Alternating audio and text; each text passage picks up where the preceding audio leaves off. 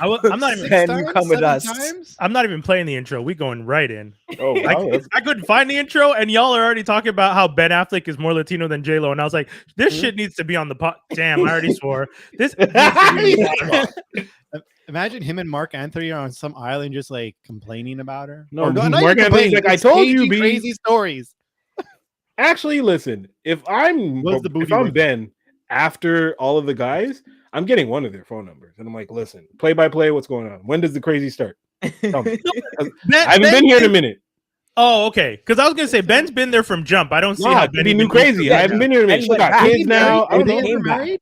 They weren't married though. Second time around. They were, or they were not. They were never married before. Yeah. No. See, he dodged a bullet twice. This was a hey, we're not going to work out, but here we are down the line. You've been had kids and done stuff. I've been had kids and done stuff. I hate everybody else. Yeah, that's what that was. It was the coming. That, or it's more like everyone else hates us. So yeah, that too. Yeah, I think it's more column B than column A in that one. It was supposed to be the coming together of two great houses, the house of Boston and the house of New York. She can't even claim the 6. People don't even love her over there. Oh, she ain't on no block, bro. She's not. Beatnuts want to get her for that song. Oh my goodness, they were mad about that. It's actually, I asked them about that. I'm like, so how y'all feel? And they looked at me. They're like, well, we got paid. I'm like, good man. Damn. Good man. That's all it had to be. Yeah, we got paid. Don't take that sample that we literally made that beat and try to be like, she just pitched it up. That's what bothered me about that. The Beatnuts beat? Yeah, she pitched it up, and then everyone was like, oh my God, Jenny from the Block. And they're like, no, the Beatnuts beat is better. Yeah. Like, listen to that song. Get money. Get money. Watch out now. Yeah, you can't play that song now. No, I still play it. I still play the Beatnuts one. Yeah. I still have my Beatnuts moments. You can't play no Diddy songs no more. I'm thinking about DJ and can't play Bad Boys for Life. Can't play Let's Get It. Can't play for guilty. That last line. No, I can't play the what's it called remix. I Need a Girl. No, that too. I can't play that. Definitely can't play what's the one there? With Ghostface. Oh, special delivery. Can't play special delivery. Oh, that's especially can't. Barely any Craig Max. That was such a good one too. Yeah, I know. Nothing. Can't play nothing. And you can play it by yourself. You just don't listen to it in your car. Yeah, where else am I listening to it? I'm bumping that at 9 a.m. going down the Lakeshore, and it can't be. Can't have your windows down, man. Yeah. Go with nowhere but jail. Stop it. I can't play that. Do not pass. Go straight to jail. Oh my God. Do not Harlem Shake. Go straight to jail. Can't even do the Harlem Shake. Can't do the Harlem Shake. Can't play More Money, More Problems. I got to skip it after Mace's verse. Can we still dance to Mary? Did you guys see that someone took the All About the Benjamins and replaced Diddy's parts with Jadakiss because Jadakiss wrote it? Oh. So they used an AI. They used an AI to put the voice over and then re-released it. So the AI voice does not sound great, unfortunately. Of course not. But we can't listen to All About the Benjamins, but we can listen to All About the Pentiums. Hilarious. Right? Oh, the much better version of that song. The Weird Al one. The Weird Al. That makes more sense as you're older and you actually know about computers now. You're like, oh, I know what that is. Okay, I get that. Wow. Who did I see? The DJ for Jurassic 5. He was at Scratch Bastards Barbecue in Montreal. Man's opens with All About the Benjamins. I'm just like, oh, y'all. I'm like, y'all Americans don't give a damn. Hey, like, okay. Ain't nobody telling you what to play. Let's go. Cool. Full Diddy verse, everything. Like, all right. It's not sentenced yet. We can still play it. Yeah, man. Play the full damn thing. Yeah. I don't know, man. When the first accusation came out at my work, they had to be like, yeah, we're gonna have to take him off of, like, when the Cassie stuff came up, we immediately took him out. Yeah. Well, yeah, the video, that gonna hit. We didn't have a choice. Well, I mean, like, let's just be honest. Was anyone really surprised per se? Like, yes, okay, the amount of. I mean, I was surprised to hear that Diddy was out here beating up people. Yeah. Because not to sound like a jerk, But when I look at Diddy, I don't really think alpha male energy who beats up people. Yeah, you're thinking he gets people to be beat up. Yeah. Like I don't think he's running around. So you think that he was glass? Yeah, no, not glass, but like, have you seen him in the Joker costume when he went off on that basketball player? Dude, that shit was crazy. Yeah, now I really believe that shit. I've heard of him like getting at people and shit like that. Like I know when his son was in university or college or something, and something with football, and he didn't make the first line or whatever, and like Diddy went off on the coach and like was throwing stuff and everything, and then he had to meet he's like, there's been stories that come up, and then he had to go on. And so I think after that, he went on Breakfast Club, and he's like, oh, I'm going to call myself Brother Love now. It's all about love. It's like every time he changes his name, it's like goes to the court, comes back. Oh, I'm P. Diddy now. I'm not Puff Daddy anymore. Like just another rebranding kind of thing. I mean, once I heard him and once I heard J. Cole beat his ass, and I'm thinking J. Cole is like a lovable bear type dude. He's fighting, and of all people, you gonna fight Diddy. Man. That's when I started thinking, like, oh, so Diddy's Max Scorpio. Like, he's just like evil. Okay. Max Scorpio's the dude from The Simpsons, right? Yeah. Scorpio! He's Scorpio! Yeah. Have you heard about this story that I think when Cassie and Diddy were on a break, Kid Cudi's Cassie was dating Kid Cudi, or sort of dating Kid Cudi. Okay. And then Cassie had to go to Puff's place for whatever reason, and then Puff got her phone and looked through her texts or everything and found the emails between her and Kid Cudi. And long story short, he blew up Kid Cudi's car. Yeah, he said, I'm going to put a bomb in that nigga's car. And then he put a bomb in that nigga's car. Hold on. See, it's funny. You guys are like surprising people. This is not surprising me at all. You guys are casually mentioning that Diddy once blew up. But you didn't know this? Radar, you didn't know that. Okay, yeah. Styles. I never heard this for a while. Yeah. I never heard this story. I think that's part of the. That's in the allegations. Yeah. In the allegations. Yeah, dude. Look up Kid Cudi car bombing Diddy. Yeah, man. That's it. I'll send you the video from what's his name, ZV. Remember the black guy I keep sending you? Yeah. He. I was watching it on his channel on his YouTube. I was like, what? Yeah. Makes you wonder who really got Biggie, eh? Well, no, we know he got Biggie. People have been saying that. We just didn't know that extended past. I think there was somebody that claims, I guess one of the people that killed Tupac or whatever claims that it was a bounty put out by Diddy, but that I heard. That I heard. So you don't believe he would put a bomb on somebody's car if he's trying to? I completely believe it. You guys are the one that No. It's me. I'm the only one. It's only because I hadn't heard the story. Yeah. Yes, I guess that if you're the type of person now that we find, because again, when I say he doesn't look like he's the type of guy who can handle himself, it's because Diddy doesn't look like a fighter.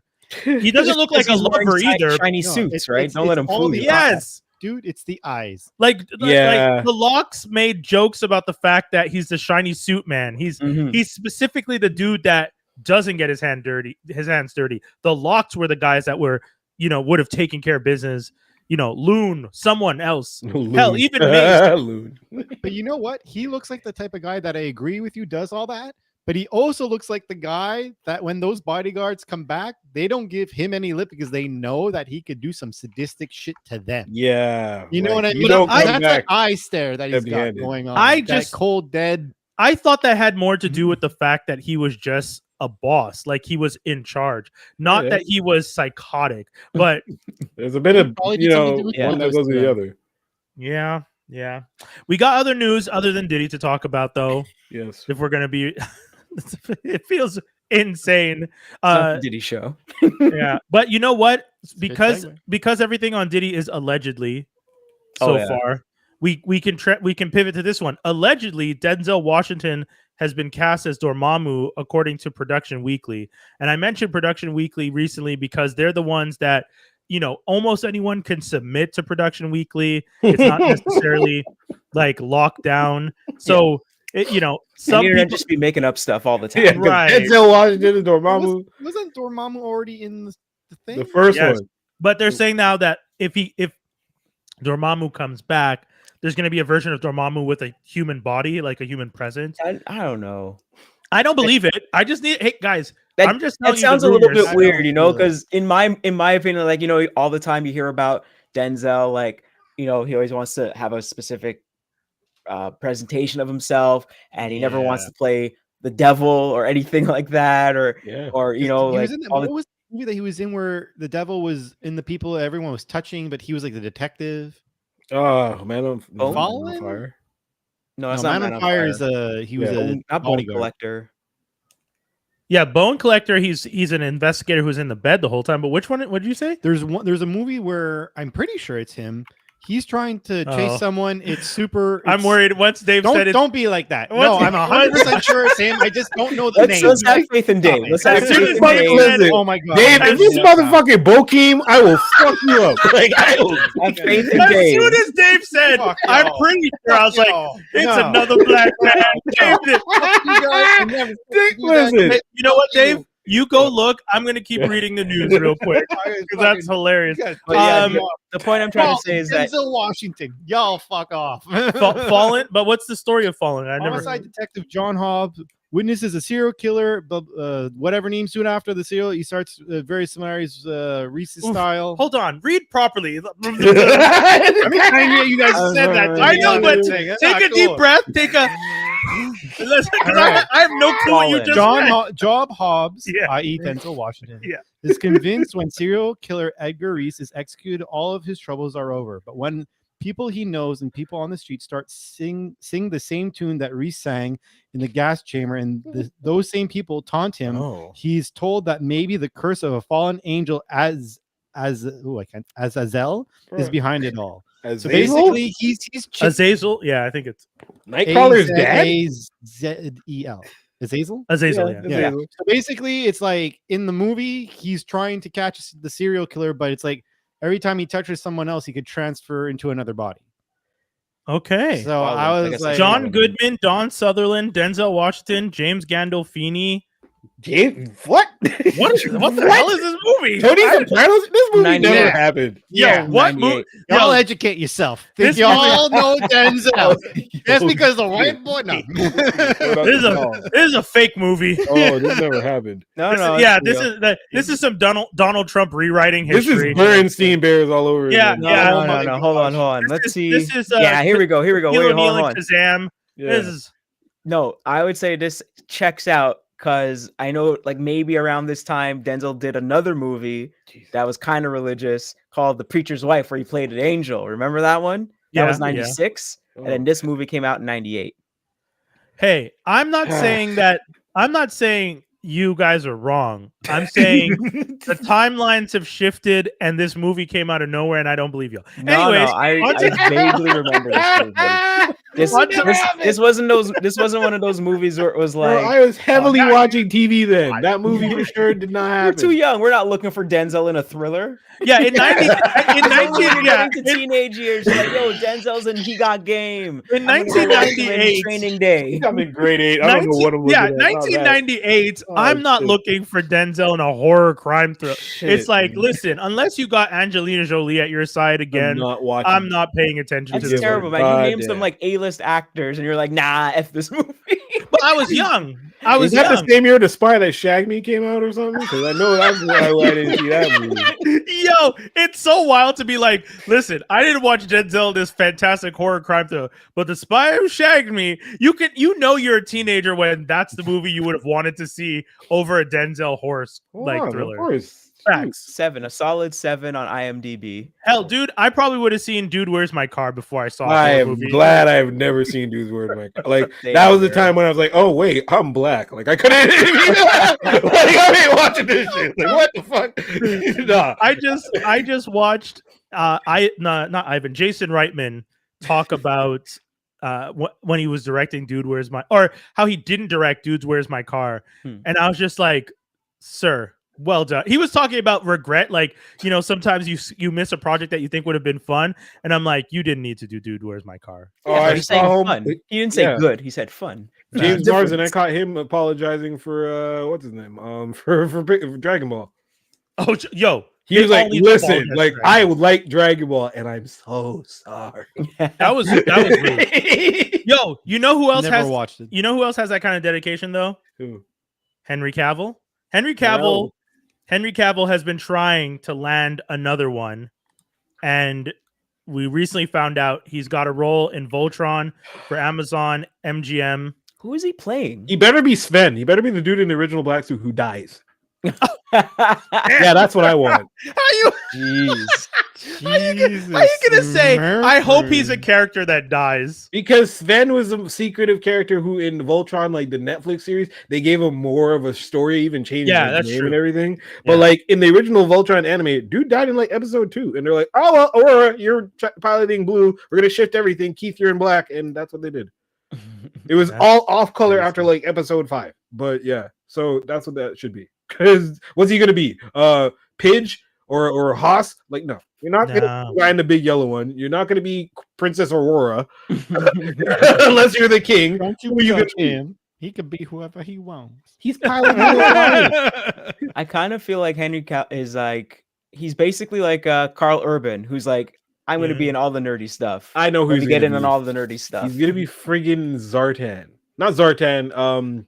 Zartan's G.I. Joe. Yeah. The king's son that was in Voltron, the second dimension. Oh, okay. Hold on, I'm gonna get his name. Voltron. He's just in all these properties, like but I feel like he's living out his geek like fantasies of actually doing the nerdy properties he wants to do. Cavill admits that he's a huge nerd, so kudos to him. Did you ever see his picture when he was a kid? Yeah. Run through every IP. Chunky dude. He's living his best life now. Chunky dude. Yo. Chunky. Living his best life right now, man. Oh my god. So he went through the years. He got beat. He got Buffy. He got bigged up. He had his fun. He probably went on mad dates, and now he's like, okay, I have money, and I was Superman. I'm gonna make every nerd movie that I want to happen. Cool. Honestly, he was in Buffy. No, but like I mean, he buffed up from being. I think his first buff movie was Immortals. Remember that kind of meh, like the mythology one, mythology movie. Yeah, I think he played the main character in that. I gotta say, Henry Cavill has the nerd career that I think of. Like, maybe I can't say that about The Rock because I like sometimes when I think about what properties and IPs The Rock wants to do, like he's done G.I. Joe, he's in his Fast and Furious, like he did Black Adam. Like I feel like The Rock has this idea of like, yo, I want to be a nerd. Rampage. That's weird. But it's like you're not a nerd. Like you might have been a nerd once, but you're not really picking the best nerd. He's not a cool nerd. He's like a nerd that like jumped on everything late. Cavill is like the male version of the what's her name, Dawson, the girl who plays Ahsoka. Yeah, Rosario Dawson. Dawson. Yeah, he was about to say Rose sexy ass Dawson. You heard him. I heard him. That's funny. I mean, you could take the company. Yeah, we could do that. Rose sexy ass Dawson. What about that other guy, Magnanello? Oh, Joe. Sofia Vergara's ex-husband. Yeah, he's a big nerd. Yeah, he does a really good impression of Macho Man.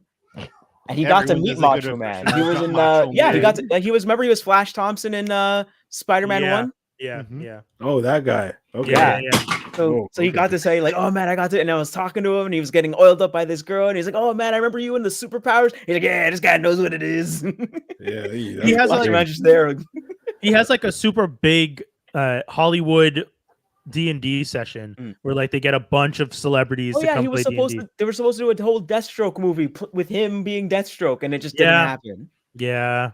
Honestly, that's another one of those things where so many things were happening at Warner Brothers DC at the time that I feel like they really dropped the ball because he would have done a good job as Deathstroke. And I feel like if Gunn is really thinking, and I don't know if this is true, but everyone's saying Gunn really wants to use Momoa for Lobo at some point, possibly.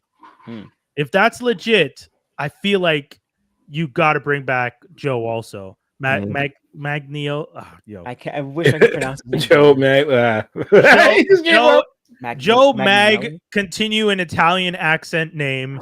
Oh man. Oh, I can tell. No, I can't do it on the podcast. I hate that I'm racist. He does it. It's fine. No, but I'm saying I hate that I can say Galifianakis, but I can't say Magli like fucking Joe's last name. But I don't hear it enough. Which is a problem. I'm looking at you people. Now he's insulting the man by not having enough work. No, he played a werewolf on that Yeah, show. not what He I was on meant. at True all. Blood. He was in Magic Mike. He was Not in what How I I meant Met at Your all. that's Mother. okay. His name is Manganiel. Whoa, fuck Yeah. Yeah, You go. that was bad. Even I know I'm Wow. gonna say it wrong, and I admit it. I'm I'm gonna say Maganiello. Maganiello. That's a clip. Wow. That's very close. Oh, Maganiello? It's very Maganiello. similar. I think the beginning's a little different, but you got the rest. Maganiello. Dave's all like, you silly black man. Don't act. Don't act. Do you know how to say it? Yeah, I say it. need to read it. Bring it up. It's right. It's on the screen. It's Manjan and then Far yellow. from me. Give me a sec. How big do you need me to make it? It's on the screen right there. Maganiello. Woohoo! Oh, shit, we get it. We out here embarrassing ourselves. This motherfucker can say it right away. Cooked. Motherfucker, next time jump in. God damn it. Rosario, We're all here. That's all I'm Help. gonna say. I'm good. Help. Yeah. We are all floundering Dave, and drowning. high And he five. is standing on the deck being like, Magnum, yum, yum, yum. Hey, hold on. No, because his wife, that's an advantage. Nope. Hey, I can't. My wife also. Yeah, true. guys, What are you exactly. Can't I pronounce can't. I can't. Damn it, you Wendell. What's happening Yeah, here? yeah. Pronounce nothing. I'm the only one that has an excuse. Yeah. Can't pronounce nothing. That's funny. Jeez. All right. Oh my god. So Joe has no work, and we can't pronounce his name. But James Gunn, honestly, if you're thinking of bringing back Deathstroke, hit up Joe. I would say so. Manjan. I'm not saying Maganiello. Thank you. Why are you gonna say I'm not saying it? Why you gotta roll the L like that? Like, It was a it in our perfect pitch too, and this man goes, "I'm not saying it." Yeah, you bastard. I bring up James Gunn also because supposedly Crypto is going to be in the new Superman movie, and the people internet are is mad ablaze. about People. He released like a photo today or something. Yes, and why are people mad? What is wrong with y'all? People are mad. Yo, people dude, are hella mad. people are like, Oh. why isn't he a Labrador? Why isn't he this dog? Why isn't he this? It's like, Bring up that dog. dude, it's just a mutt, and you just see him. I just want to see it. You just see him from behind. Because first of all, Crypto has no like. This is this type of. That looks exactly like him. Dave, That's Dave. so frustrating. Dude. why are you trying to reason with the cuckoo for Cocoa Puffs is people? not a Earth animal. Yeah, but he's If still a anything, dog. It makes perfect sense that he's a mutt because he's not a breed from Earth. They Sir? should have made those pit bulls with no noses that can't breathe. They should have made him that dog. I hate them dogs, but I would have loved it if they made it Say Crypto. a pug, but anyways, Sorry, yes, a pug. Sorry, Oh, the that's not even a nipple. pugs are like man created dogs, so Yeah. I discard them. But Crypto should have been a pug because that would have been super like just a little jab to people. Like, hey, he's an alien. Like you know when you say the word that looks like Crypto. Get out of here. Yeah, no, that could, The internet is weird. White dog. That's done. The internet is weird. We need I hear to what they're understand. saying though, because this dog looks Skinny kind of like Shaggy. fluffy and shaggy, where like Crypto's supposed to look like Okay, a I big, just say- strong. Like what was that? That superheroes show about the dogs when we were kids. You know what I'm talking about? Super frat? No. No, Rover Fat something. Squads? Some kind of Rover squad something. But it basically had like a big, like the main dog was just like big, like he looked like he ran in track. That's what Crypto should look like. Yeah. No, usually when they draw Ran Crypto, track. he kind of looks like this, Road felt Rovers, like is white it dog, Road but they're not Rovers? gonna draw him scraggly because that's a lot of work to just like make sure the hair is right on the right side and everything. So just streamline it. Road Rovers. Brian, look it up and pull up the first blonde, like the leader of that pack. That's what Crypto should look like. Hold on. What was it called? Road Rover? Rover? Rovers. Oh, that show. Yeah. See? that Or didn't they just have sound the dogs stand convincing up at all. upright and they have cars. Yeah. And which one do you want me for The main, so like the golden leader. retriever. Yeah, the leader. Okay, hold on. That is not what he I looks agree. like. Crypto should look like that, but white. Yes. No, you're wrong. Dude, I don't know if I can agree with that because I'm looking at this dog and I'm No. like, that's too big of a dog. That's- Actually, the Crypto that they had in Titans was all right. I mean, yeah, okay. No, I say no. No. I say no. I just think it's funny because the fact that people get this, like, I thought people got upset about like light-skinned Aaron Pierre being. Nah, dude, that was last week. What do you mean? I know, but the fact that man. like, that spoon should have been a fork. My childhood is ruined, dude. Like the fact that these internet. people are so upset, it's ridiculous to me. The fact that people are more upset about Crypto the Dog than they are about Green Lantern is like, but hey, cool. No one's talking about Hot Girl. Well, yeah, I've seen some people talking about Hawker. Not complaining though. People are excited to see her. Yeah, they're all excited. They're like, that's like when the homegirl was Trini in Power Rangers movie. Yeah. Like, Is it that people are excited for her because she's like hot or something? Like, what is the specific thing about her that people are so excited about? Disney chick probably being in a scantily cat outfit.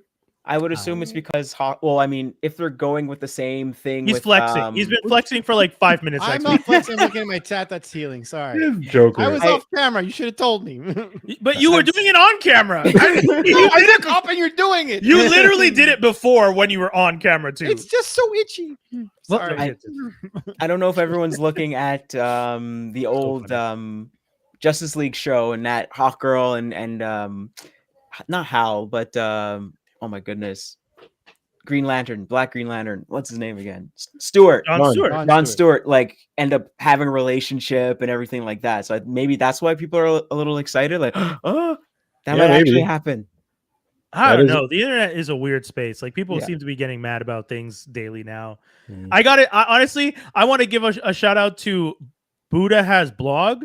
I think is his name, their name. I don't know what they were. This person was trolling so hard in the comment section of the crypto picture and like saying, they were like, yo, the Superman movie's gonna suck. And I was just like, yeah, maybe, but no. He said they said the Superman movie is gonna flop. And I was just like, it's not gonna flop. Even if the movie is horrible, it's not gonna flop because everyone always goes to see a new iteration of a major hero. Whether it's Batman, Superman, like people will go see the movie. So on an opening weekend, it's going to do big numbers no matter what. Even if it falls off, Joker fell off 81% in 1 week. There's no way the Superman movie is going to fall off 81% in the first week.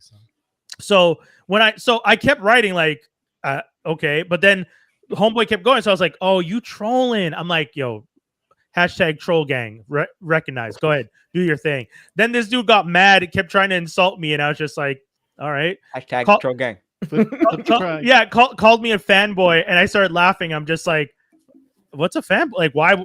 I'm not. What are you talking about? And then it was so because he said, "Oh, you cute. You think you're a fanboy?" I'm like, yo, all I heard was you call me cute. And then they got mad. Hashtag pretty boy. It was great.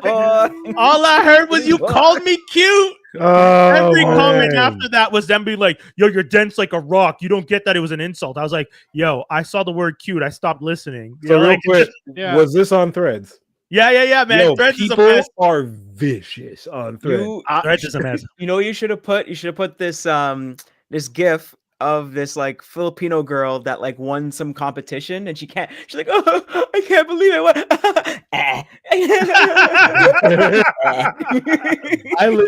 I will get up in the morning, 6 a.m. Lonnie's still sleeping next to me on some stuff. I'll check Threads and like people say dumb stuff and I just come in. I wake up, I choose violence. So I'm just like, all right. Violence. I go ahead and start cooking people, right? But the thing is, it's under Action Figure Skinny. So people will check my profile, be like, hey, boy, why are you talking like that when you just playing with them toys? And I was like, y'all are saying that like this is going to bother me. I don't understand. Yo, keep playing with them toys. Okay. Hey, you want to see this one? This one's really cool. The cool thing about this one is that it's from this toy, like this comic. Like it's really awesome. No, now I just send them links to my reviews. Yeah, you should. No, man, here, bro. Like, no, man, this one's really cool. Yo, check this one out. Hey, man, keep playing with those toys. Hey, you should play with this one. Buy that. Honestly, like when Homeboy kept saying like, yo, I'm mocking you, I was just like, well, you called me cute though. How's calling me cute mocking? It's just like, yo, you don't get that that's an insult. Like you're being cute is pathetic. I'm just like, yo, you and I don't know each other, and your understanding of cute and mine are two different things. You use the word cute. That means cute to me. It's not pathetic, so I take the compliment. Listen, if you didn't mean to call me cute, why'd you call me cute? And then in the end, Homeboy blocked me. I was just like, I win. Who wins? Yeah, I was about to say, like, I gotta say though, my favorite part, Homeboy's description. Like, oh, let me look it up. Don't you love it when the description is all about positivity and like aligning your chakras? It's like you were just only good lining your vibes. chakras. Come on, get Yeah. out of here. Gosh, lining your chakras. It was so good. I was like, you are insane. Buddha has blog. No, Buddha has blog. Let's that's see. his name. Yeah. Oh, anarcho communist troll was the description. But Wow. but blocked me because they couldn't handle the heat, and I was just like, wow, I got through to a troll. I feel Dude, honored. that's what it is. Keyboard warriors, man. They can't. But handle that's the it. thing. Trolls aren't keyboard warriors. They're the ones just causing shit. I always understood keyboard warriors as people who are like fighting the good fight. And no, keyboard warriors. Keyboard Okay. warriors are people. Well, sorry, I've always seen it as people who are like, I am only strong behind a keyboard because the second we see each other, you ain't gonna say I'm quiet. shit. I'm not saying, hi, how are you? It's like those people who I'll like take it. shit Can't on say it to your wrestlers face, and like but when they see keyboard. them in real life, they're like, "Oh, can I have your autograph?" They're like, "No, you're a piece of crap." Speaking Cue of that wrestlers, Cue there we that go. gif of Kermit on the keyboard. are we doing it? Are we talking wrestlers Oh, already? boy. Have it? We have. I'll read these two last pieces of news. Animation is taking over the box office in the top 10. They're like killing it. We've seen because there's a lot of stuff that was in the pipeline. So I'm happy to see animation doing well. Because one, good movies. Two, people like hate watching stuff, but they also tell other people don't watch the crap. So right, and all the families are going to go see the animated movies. So right. Wallace and Gromit: Vengeance Most Foul is set to come out January 3rd on Netflix. Bomb. I'm excited. Okay. Speaking of Netflix, let's get into the McMahon docuseries. Oh my. So I watched it before these guys, and I just kept, every time I got to something wilder than the last thing, I was like, y'all, So every 5 McMahon, minutes. McMahon is a monster. Like, what happened? This man I remember one of the things you dropped, didn't I send you the meme that was like, oh, we already watched this other documentary. We already know how horrible he is. Yeah. Get to the stuff we don't know. Come on. But here's the thing, though. This is the thing that gets me about before we go into the deep dive. First and foremost, like I can't wait to hear the perspective between two people who like are pretty in tune, me and Jaws, but you not being up to I was with things. I was in wrestling in that era that the doc is 90s. mostly about. But a lot of the stuff that happened in that came afterwards, like the coming out of information, I should say. Oh, the legal troubles? Yeah, and the legal troubles Yeah. and like all the backstories and stuff. Yeah, that's fair. Okay. But here's the thing, right? One thing I thought hilarious. So the first episode, when they acknowledge, like before anything happens, oh, he has been accused of so and so and so and so of this now. Yeah. This was filmed before this happened. Yeah. And then, not the second episode, but every other episode when they're about to go over a topic that they know it's going to make him look even worse because of that, they're like, oh, just so you know, this happened before these interviews happened before this, as if they're like covering themselves or something. But like, I'm like, no, like you don't even like, it doesn't matter the timeline if when he's saying this, everything he's saying is bad. Yeah. Like the only things I felt bad about were sure, he had a crappy first 12, 14 years of life. A lot of people don't have great times. It's fine. The only Hold on.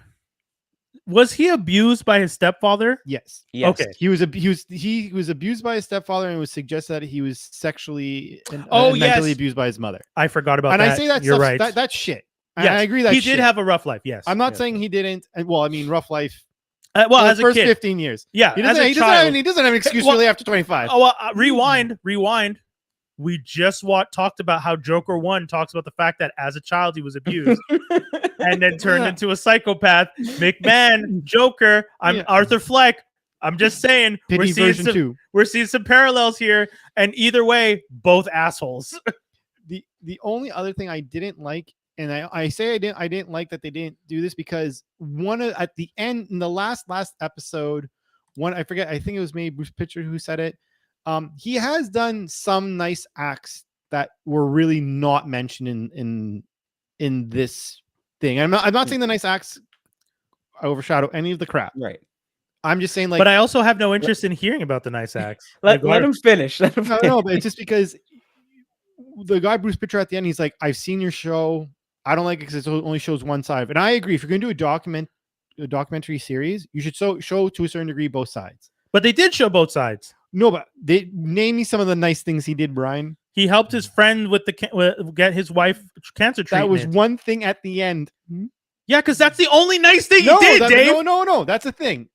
Within his circle, within his circle. No, I'm not going to stop. He did that. Because I'm not saying it's forgive. But guys, let him finish. Let him finish. No, guys, what do you want to do right now? Do we want to talk about how great a rapist and an abuser was? I don't care. Why would we even talk about the good things? That was my only negative you guys thing are to say about the doc. Then I'm down to go. No, but I'm saying, I want to hear how is that a negative thing if you did a documentary about Diddy and you had Diddy talking about how he did rock the vote, he got people out there, he helped people with their families, but at the same time he was trafficking women.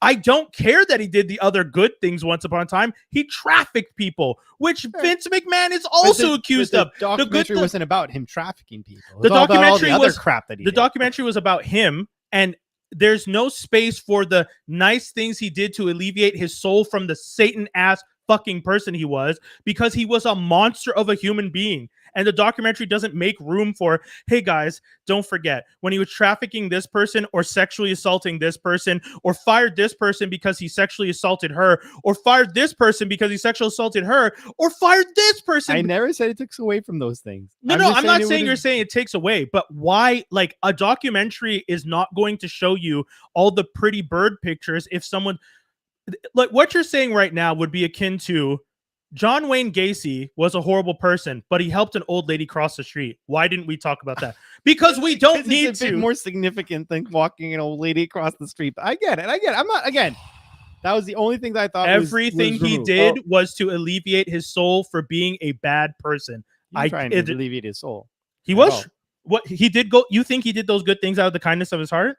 I think that in his mind, there are certain people because I don't know if this guy had real friends or not. Because the problem is that every friend of his is someone in the industry. So are they using each other or are they being friends? Well, you never let's know. Rewind. He used them because he was in a position of power. Ways. If you're telling me, if you're telling me John Cena didn't end up using Vince, I don't think so. Nope, not how it works. Position of power. He owned the business. You can't use the person who owned the business. I own the business. You can't use me. You can manipulate them so that you get what you want in the business. That's Triple H got rid of wrestlers that way.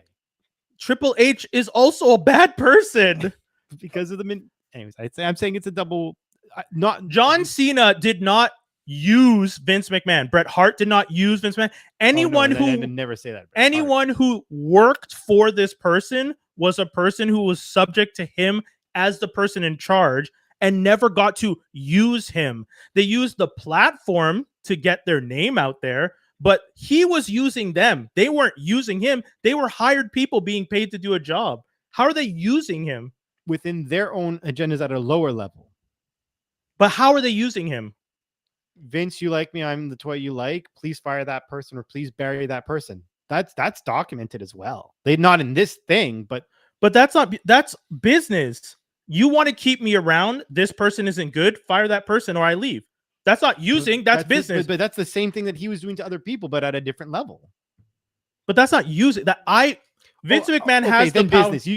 You're using the term business. I'm using the word use. I think Vince used everybody. Yes. as ragdolls. But I don't see how anyone used him. He was a businessman, and he saw that if John Cena said, "Get rid of The Rock," if you befriend someone at a higher level than you, are they your boss? Could be. That's not anyone higher than you. They're in a position of power. If you befriend someone who's in a position of power and only are friendly to them and only are kind to them, that's not how power dynamics work, Dave. Vince McMahon owned the business.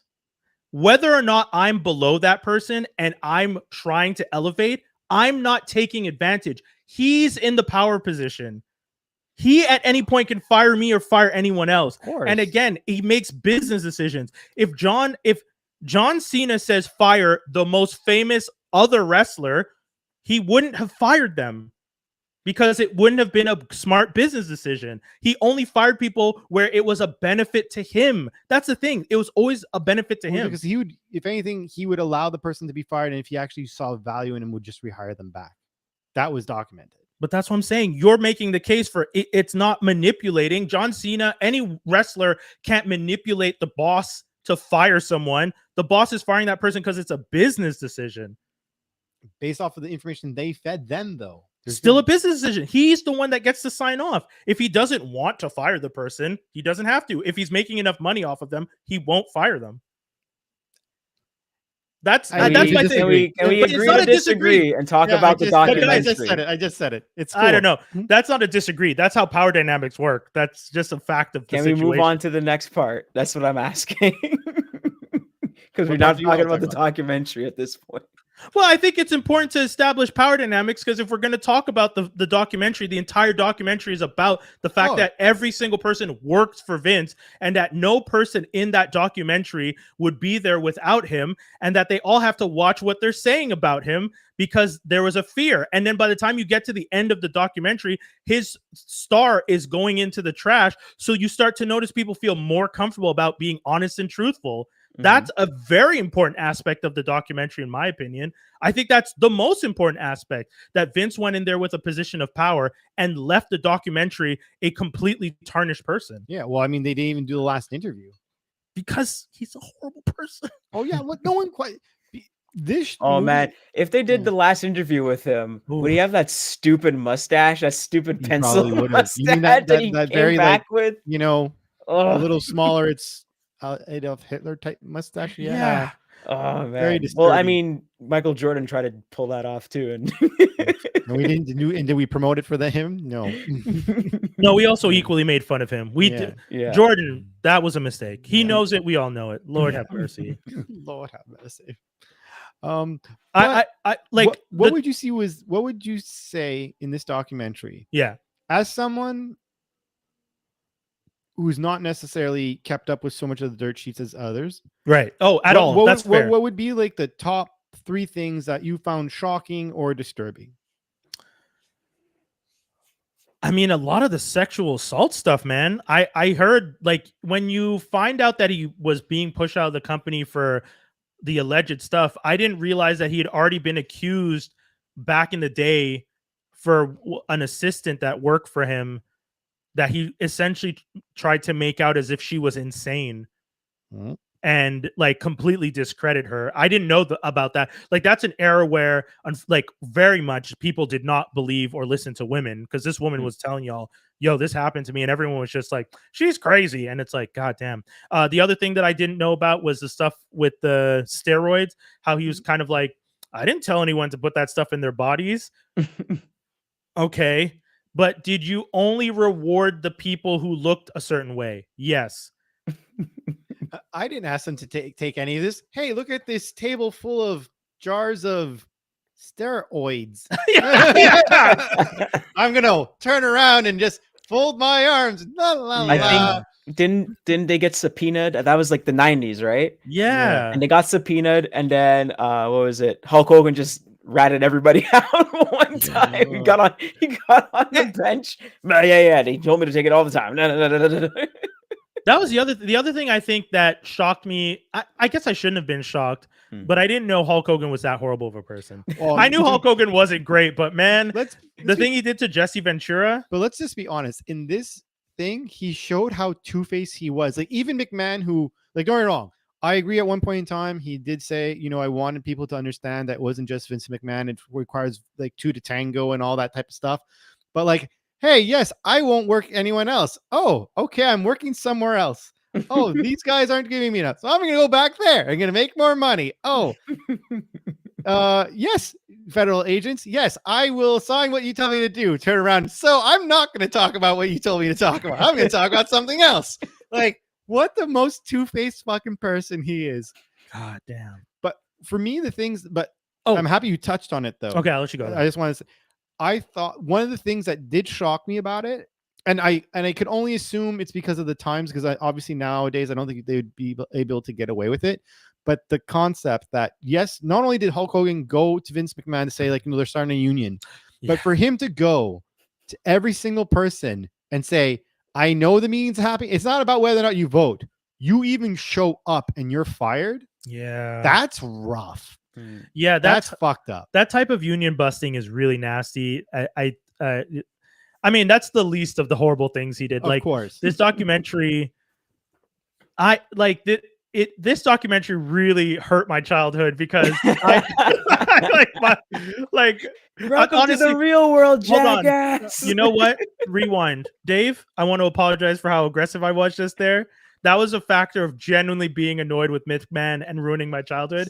Like watching that documentary and being like watching wrestling on Saturdays at 11 a.m. with my dad as a kid was a really fun and important thing. It meant a lot to me as a kid.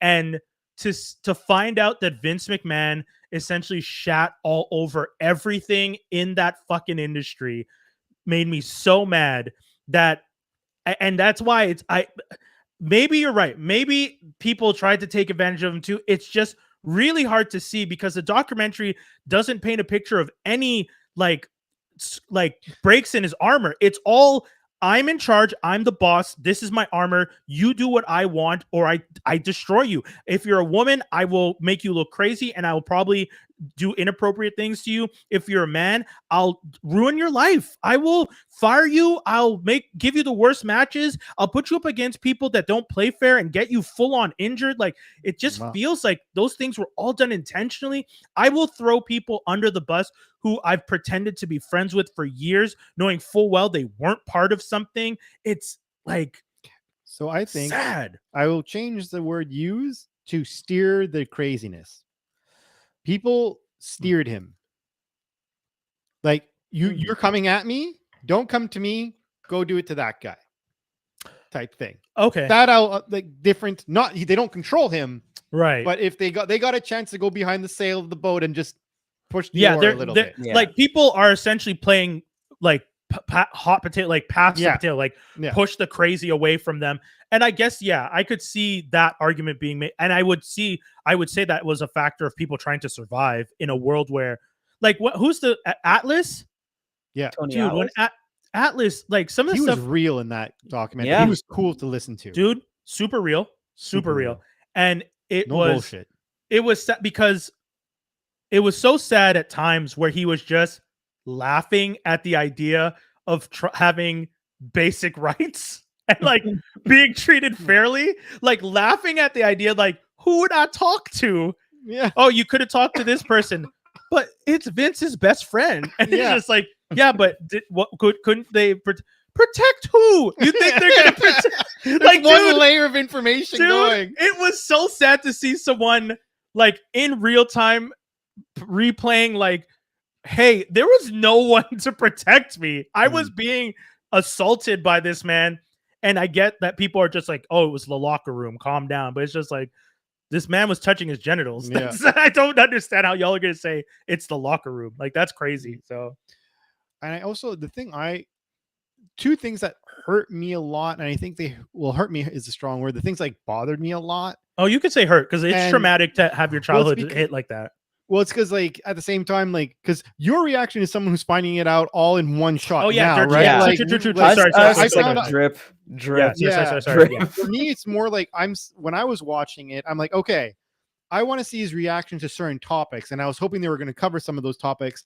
And some of those topics, although I knew I wanted to hear from him about it, I was like also kind of like, I don't want to say scared, but I was like intimidated because I'm like, I don't know if I want to, but I don't know if I want to open Pandora's box, so to speak. Yeah. I fucking hated everything that he said about Owen Hart. It made me so angry. I love Owen Hart. God bless you, Owen Hart. He would have been he's one of those people that have passed away. That is probably at the if someone said, if you were in a what if scenario, you'd want to know if this person had a career, how it would go down.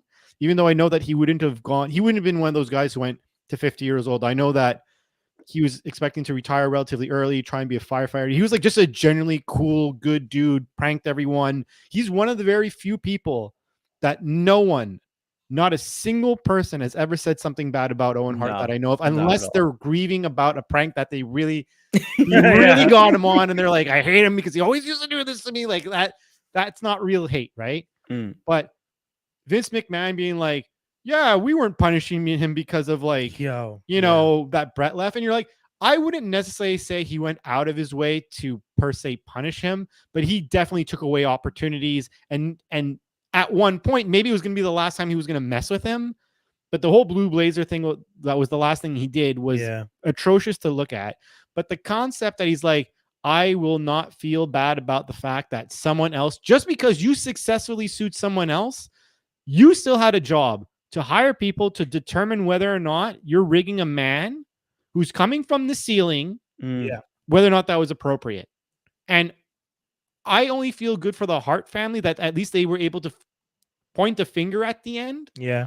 But how he talked about Owen in its entirety, and talking about how like he genuinely didn't care, and how it was like, it's not our fault. I'm like, it was for sure your fault. Yeah, and that's in your preview, man. Like, fuck you. Yeah. No way. If that was your son, would you be like, yeah, let the show go on? Well, like, I mean, I don't even know, man, because it doesn't seem like he gives a crap about his son. I was gonna say he's letting his son jump off of Titantrons and the Hell in a Cell and the Jaws nail on the head. I'm gonna jump off the CN Tower and land on his table, Dad. Love me. Are you proud of me now?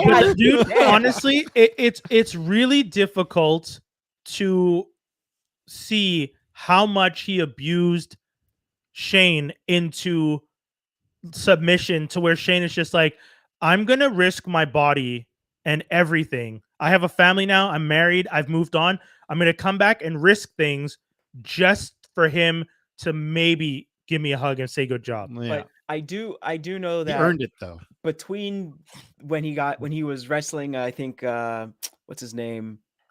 Oh my goodness, Kurt Angle. So that was like the first time he did that.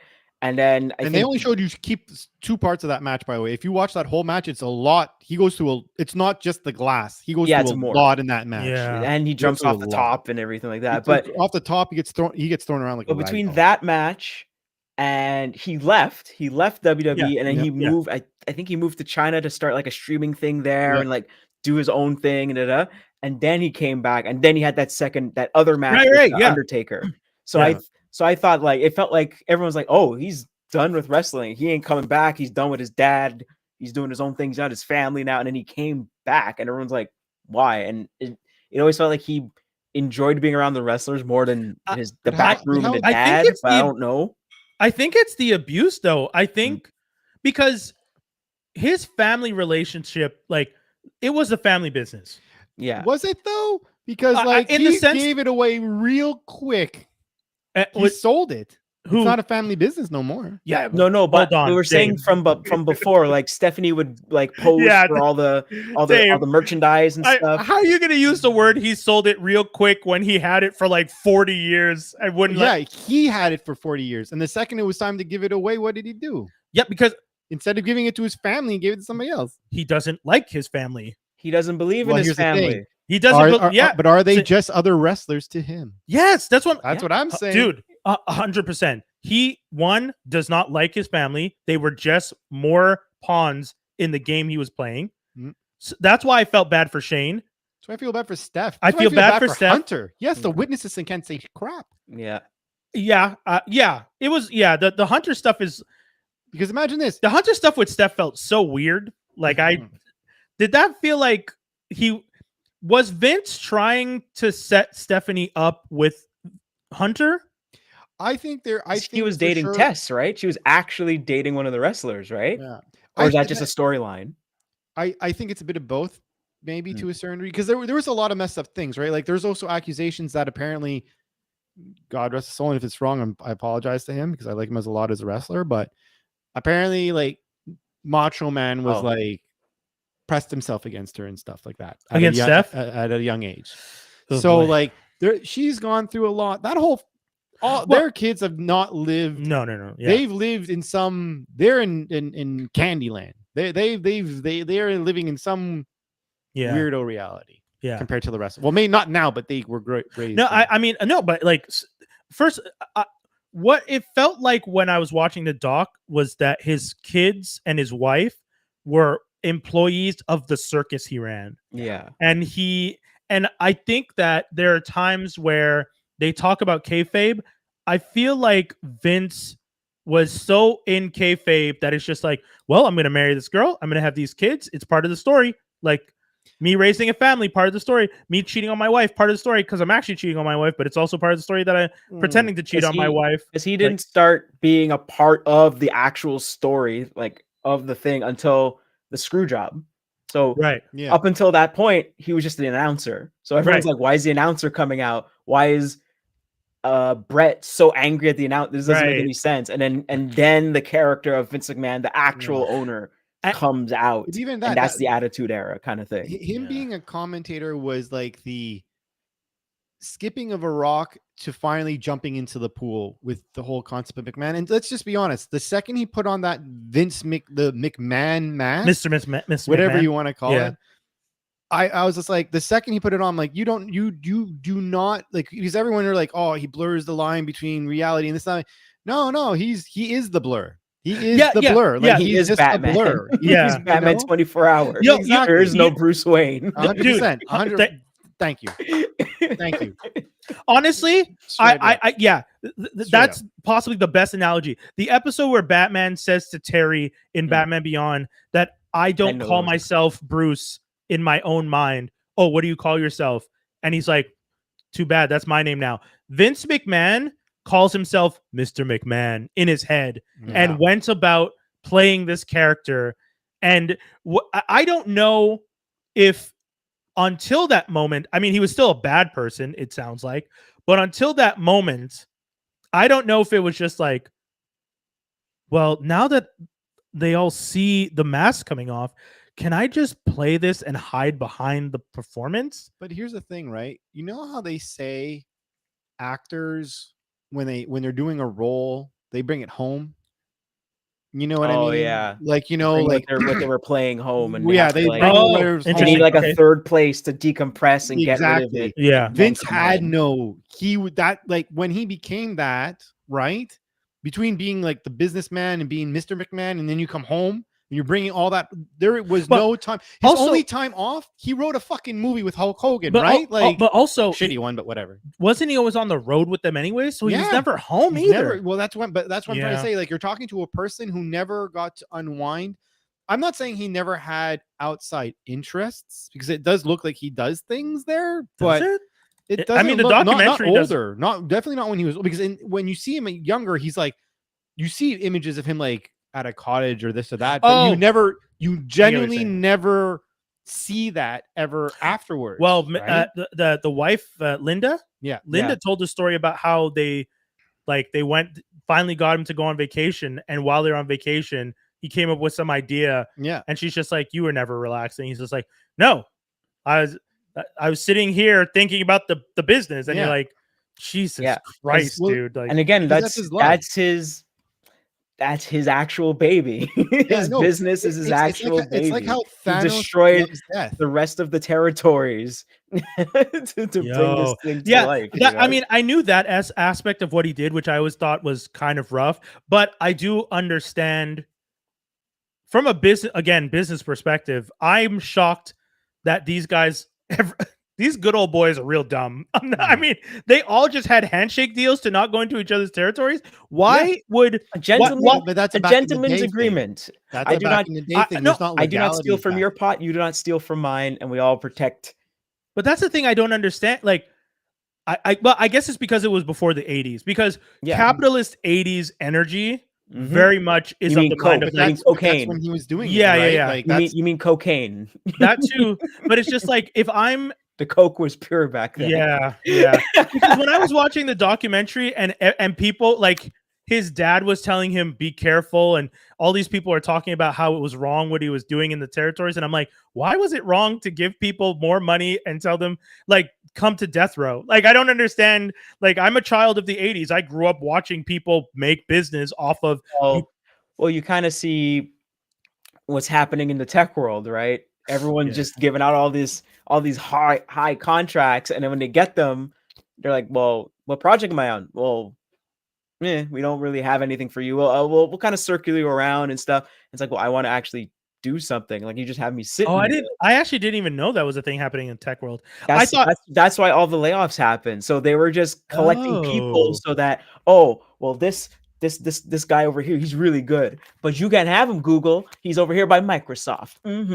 Oh, so they were essentially pulling a Netflix where they buy an IP, put it on the shelf, make one season, and then no one else can use it. Exactly. But were they actually working on anything? No, not really. And that's why they ended up firing, or like, hey, here's a project. Oh no, that project got canceled. Move them over here. Oh, this project got canceled. Move them over there. Oh wait, no, some of these got just too much people. Okay, let all these people go that weren't doing anything. You know, like it's really crazy that like that's part of the tech thing. Like, let's give them all this money. Oh, now we have AI, and it's like, well, is the AI even any good? Dude. Anyways, thank you. You know, quick segue. The dumbest timeline, 2 episodes. This episode from this Monday and the one coming out next Monday, I talk about how AI in art is being used, and people are trying to register AI art as like their own thing, and trying to get it copywritten or trademarked. Right. And that's a whole other thing. The best thing you could do for AI is make slop so it learns off of crap, and then you become useless. So interesting. But okay, back to the doc. Sorry. So the only other thing I wanted to touch on that also really bothered me, and again, it's clearly it's a sensitive topic, and I want to say it before, I don't agree with the guy did or anything like that. To like do what you want to yourself. You shouldn't have never brought in your family and all that stuff. But before what happened, I really liked Chris Benoit as a wrestler. I saw a lot of interviews with a lot of people who were like, I like this man, who trusted him with that man with like taking care of their kids and stuff. Like, you know, didn't Chris Benoit have severe brain damage? Yeah, he's the guy who ended up committing suicide and all that. Murdered his family and then committed suicide. Yeah, exactly. Yeah. I'm just saying, like, before that happened, I really liked him as a performer, and I saw a lot of interviews with people who said he was like a normal person until, you know, what happened. Yeah. I could, it was disgusting to see how he was talking about like how, oh yeah, no, concussions have nothing to do with this. And it was roids. And first of all, roids get you pent up. Sure. They don't make you do crazy shit like that unless you're like about to die on them. This is one of the things that when you asked me, can I think of any good things he did? I almost brought up when he allowed that guy to come in and start doing the CTE research. But ultimately, you realize he did that just because he needed to look good. That's because he had done, because he had done so much bad. So even that, like in my head, I was just like, I can't say that because he didn't do it for altruistic reasons. He did it for the most selfish one, which was good PR. Yeah, I completely agree. The only good thing that came out of that scenario was, you know, it's just like how there's been a lot of random deaths, whether it was in football and in wrestling. I mean, and to be quite honest, especially hard contact sports, in general, and the list that they give in the WWE doc of, in the McMahon doc of like how many wrestlers passed away is exceptionally small. Me and my friends used to go rounds, like we played a game once, not fun, but we're like, you know, how many wrestlers have passed away? And we were there for like, we got tired of guessing because we were doing too many rounds of it because it was too many. So that documentary only like highlights a very few. Oh, interesting. I didn't realize passed early, but like his reaction to it all just made me so upset because I remember like you have no remorse of you. He has all ego, not any sense of self. This man, like in his reactions to both the Owen thing and the Chris Benoit thing, I'm like, it's not even pawns, because pawns are being strategic. They're toys. Yeah. And you don't even care if the only thing you cared about your toys is if someone else was playing with them. And when they contractually got them and did the exact same thing that you did to all the territories, you cried like a little bitch. Yo, dude, when they were the amount of times that in the doc that they said to him, you did X. Yes. Do you see, like, they're doing X? Yeah. But isn't that he's just like, yeah, you could call me a hypocrite. And he says you could call me a hypocrite, but is acknowledging that it is hypocritical to have launched a suit against Ted Turner for poaching the talent when he did the same thing. But like, and knew it was wrong for him to say it's wrong that Ted Turner is doing this, but still only saw it as, but I have to protect my business. I don't care. It's like exactly. They were doing it to be mean. He was doing it to do a business. And I wonder if in his mind he's like, well, Ted Turner has a cable company. Ted Turner has this. Ted Turner has that. I just have one thing, but and that's why I have to protect my business. Like I wonder if, like, looking at it from his perspective, that's how he looks at it. That I mean, I have one thing. I'm only doing one thing. You have all these other things, and you have a whole empire kind of behind you to back you up with this whole thing. I could see. I would say 100% you're right, and I would say after that, one of the things that probably motivated him to get bigger was that he never wanted to feel small again. Exactly. And in that time, he felt small. Like he never wanted to feel like a territory person, even though he's the World Wrestling Federation. He still felt like right there, territory person. Yes, right there. Yeah, I think it was triggering for him to have done what he did and realize, oh, someone bigger could have always done it to me. And after he was able to right the ship, and get ahead of it, which is I hate who he was, but it's impressive how smart his team and him were with pivoting. Because the amount of times this man literally should have fallen to the wayside and lost everything, but pivoted just in the right way at the right time to survive, and if not become more powerful than before, is insane to me.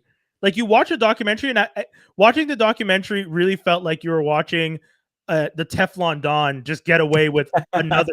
Like, I snipe you. Oh, the cops are coming. Next episode starts. I got away. Like every episode. I wonder, does the documentary talk all the way up to like the modern era, where like it goes where the fans close. are like, the last episode. The last episode is literally up to him being pushed out of the business and not doing any interviews because he's been charged, and the guy that they interviewed, Cody Rhodes. Well, not Cody, the guy who was in his house, who's not a wrestler, who used to work there, broad face. Yeah, Bruce Pritchard, the guy who's like kind of big. Yes. Yeah. When he was talking, when they went back to him after all this stuff, it was kind of like, yeah. Well, they go. Let me put it this way: they do go up to footage where you do see Cody winning the title. Yeah. Okay. So I know the only thing is they don't go into deep detail because that's when he's like basically they. Oh, sorry, I was wrong. It's Dave Meltzer. I think I was. Okay. Yes, you're right. So basically, the interviews with him would have happened. If I had to guess, isn't Dave Meltzer the journalist? Yeah, but he also he's been invited to see, like, he was in that, like, he was in. Based on the documentary, it really sounds like he was in the know. Yeah, this guy, he's in the know. He definitely he brushed shoulders with all these people, right? Yeah. And then for sure he had, I wouldn't say he had stroke by any means, but he definitely had the stroke to be able to go talk to people and interview them and have in-depth conversations and whatnot. But I would say they went up to him maybe about within a year of WrestleMania 40. That's probably the last time they talked to McMahon. Yeah, based off of what I saw with the footages and stuff. But at the end of the day, like, I don't know. It's really funny because you could tell a lot of people wanted to say nice things, but I feel that there was also a lot of people who, when they're talking, you can kind of tell that they know way more than what they're letting on. Yeah. It's just like the thing that disturbed me. There was one time they asked him to say like stories, like, oh, I can't tell you the juicy ones. I'll tell you like the kind of okay ones. I'm like, that you just basically were like, I'm not going to tell you all the orgy stuff. Dude, or what shit. He full on plays, like, just openly admits, I'm not telling you the full story here. Yeah. You're only getting the stuff that I feel is safe to tell. Yeah. I think one of the things that shocked me was the weird level of loyalty that some people had. Like, Undertaker sounds like he would kill a man tomorrow for Vince McMahon. Yeah.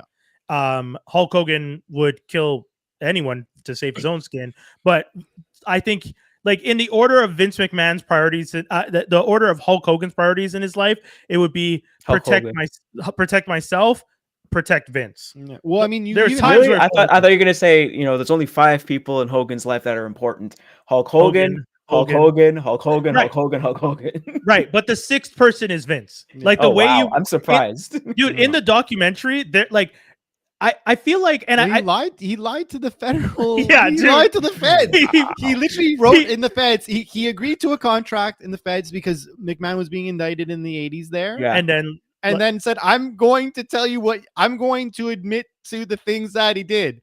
Then after he signs and he's excommunicated from any like wrongs, he saves his own skin. And then he's like, yeah, he gets so immunity. yeah, I'm not going to say any. That's the word I was looking for. Thank you. Yeah. And he's like, No you didn't do anything snitching. bad. You didn't force anything on us. But What the honestly, fuck? I think, and I'll this will be my last comment. One of the things I realized now that I'm thinking about it is because, like I said, the Teflon Don thing. If I was someone in Vince's life and I saw him get away with so many things, I understand why some of them would be like, well, you guys never catch him, so why would I turn on him? Yeah.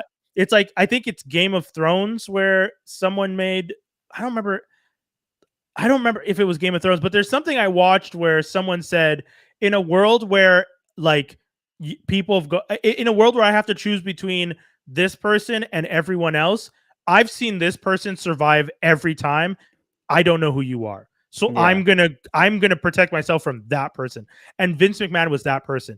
Vince McMahon got like continuously accused of things, got continuously charged with things, got continuously sued for horrible things. The time that Meltzer, Belter, It's Belter, yeah, the comedian. Oh. No, not Meltzer. The Rick the guy who used to be on SVU, who was Ice-T's partner. Right. He got wrecked, right? Yes, and when he sued them, and John Stossel.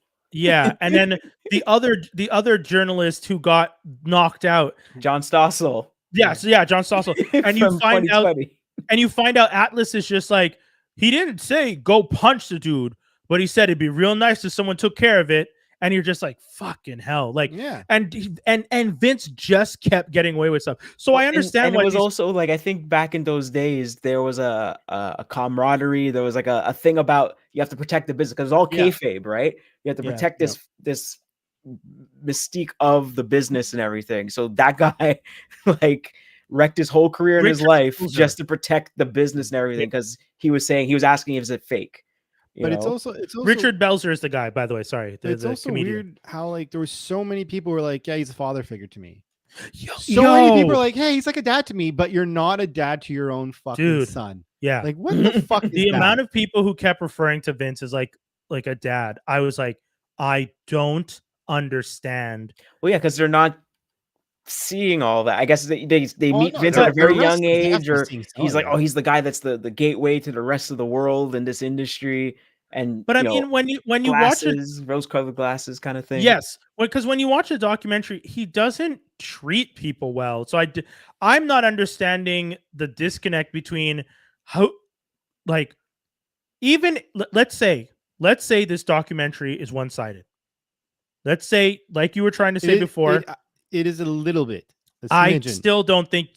I don't think you have room to say. I don't agree. I agree with what you're saying. Yeah, on that. But so if it's one-sided, I can't imagine how good he had to be to these people that they felt like he was a father figure if the stuff he was doing on the other side of the coin is as bad as he was doing. And as the documentary explains it, and as everyone said, how he was going about it all the time.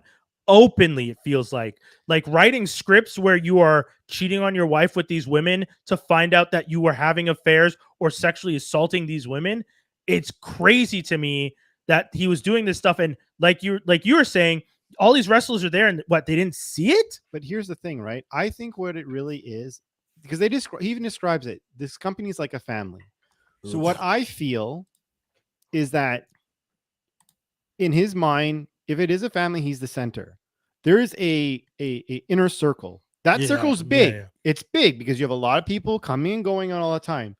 But if you cannot force you have to earn your way in his brain, whatever. For some people, that is doing something physical. Sometimes it's taking a metaphorical punch on the chin or whatever, but you could easily get pushed out by not doing the things he wants. Yeah. So I think a lot of the people, like example, when it comes to The Undertaker, Vince, if I had to claim, if I thought Vince was quote unquote loyal to anyone, it would be The Undertaker, only because The Undertaker is someone who never jumped ship, always did business. He put over anyone that Vince wanted at any time. Yeah, but he asked him to sacrifice and let some, like when he had that streak. I agree. And I agree that was last second. But also Undertaker was getting on an age at that point, even fans were like, you can't compete at a level like that anymore to be believable. Don't get me wrong. I understand what you guys are saying. And you took the biggest dog in the yard to take him down too. Sure. I just think if you, again, I don't agree with it because I don't think he deserved the rub, but that's a whole other conversation. That's the thing. This guy's been like everything you just said about Undertaker, to do it the way he did it felt disgusting. Because when you're watching the doc and you see how, like, in the 11th hour, it's just like, yeah, we're gonna have to let this guy over on you. And it's just like, but a lot of decisions are like that. In which case, Undertaker knows that. Was he happy about it? For sure not. Because again, I completely agree what he said. Part of WrestleMania for a long time was the mystique of the streak. 100%. Yeah. But like, again, you're talking about 21 times you've done this. And around 10 is when people are like, yo, like, what the fuck? He's never lost. So like up to 10, you didn't have anyone putting eyes on it. It just was coincidence. And then you go like 11 more years. Because remember, right? That's 21 years. Yeah, exactly. Like, it's every year this is happening. You have to remember, it's not like, oh, it's every other couple of No, I get it. Once a year. And it was we're very lucky. His knees didn't blow out. Yeah. It's not summertime. It's WrestleMania. WrestleMania. Yeah. And even at that, there was some, like, example. If you look at the Shawn Michaels match, I was actually wondering if the one.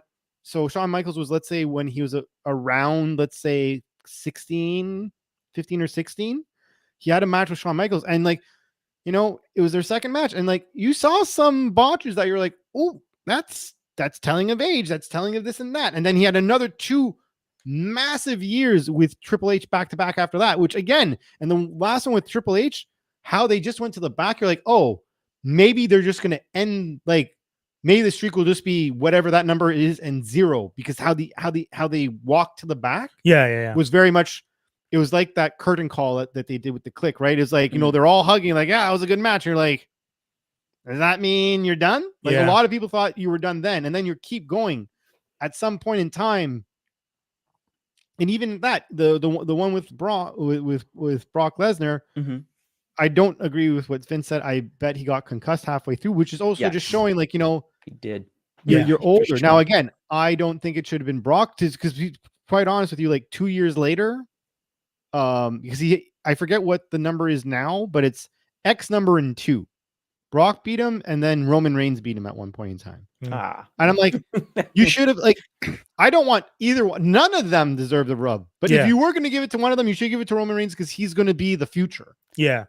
I thought the he should have given it to Bray Wyatt, because he was doing the new 100%. boogeyman. 100%. I am the new 100%. mystical boogeyman dude of the WWE. Oh, I have seen that guy. And I thought that would, and I'm sure they were like both wanted to do it, and it just didn't happen in the end. Took his life? No. Well, he had a heart attack. Oh, that's Bray Wyatt passed at 30 something years old, still proving like all these things, right? That's so sad. But yeah, I'll let you guys finish your last notes, because we have. No, but I agree with what he was saying. It should have been Bray, but it should have been Bray Wyatt the year that it would happen with Brock. You know what I mean? Like, you're already there. He was already set up. You didn't have to do all. Anyways, that's a whole other rant. Yeah. That's like out of the other universe. Did they talk to Brock? It sounded like Brock really liked Vince, and when he got pushed out, he was super pissed. Because he was also getting all this stuff happen to him. Yeah, right? Brock, so like, Brock by the time Brock would have been appropriate to bring into the doc, all this stuff was happening. All the stuff was out. Yeah, because even in the doc, they're like, she filed blah blah blah, and there's a specific wrestler, and the doc calls out that people think it's Brock who was the wrestler. Ooh. Yeah. Oh boy. Because like that was, I don't know if that was per se confirmed, but it was always like very much like, yeah, who was it? It was a guy who's also in the UFC. And you're like, well, I mean, there's only 2 of those, and one of them did not.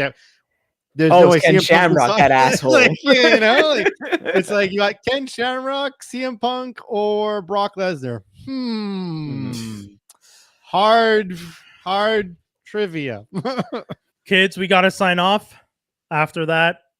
Again, my apologies for getting as intense. It's okay. It It hurts. I know. It does. Hey, dude, it does. I'm not even fronting. Like I said, watching wrestling with my dad on Saturdays at 11 a.m. on CTV in Montreal was a great experience. I loved it. I used to love watching wrestling, and to again, because I didn't read the dirt sheets and all that stuff. I genuinely, I mean, you hear some stuff, but not to the extent where it's like all compiled together, presented to you and shown to you, like, here's everything one of the creators of one of the most important things in your childhood did. And it's just a huge pile of dung. It just sucks, but it is what it is. And Diddy, it's just watching our childhood get burned to the our childhood is being burnt to a crisp. No one was good. No one has ever been good. It's all downhill, guys. I feel like I want to answer one of the questions from the doc. That'll be my last thing. They said Jaws will do the sign off after. They said, what would be his legacy? I think Vince will be known for the scumbag and all this stuff that he did. Yeah. But I agree with what Atlas said. I think he'll always be, his legacy will be that via being the best promoter and businessman, he's the most important figure in wrestling, regardless if we like him or not. Whether you like it or not, because without him, there is, as much as there is bad, wrestling as we know today would not exist if it wasn't underneath technically his care. That's such a that's a shit. It's a shit thing. Such a sad thing. To admit. It's a shit thing. Jaws, hit us. I say, like I usually say, watch Transformers Slag and the Toy Armada podcast with Aaron Archer on YouTube. We're out. Peace, y'all. Peace.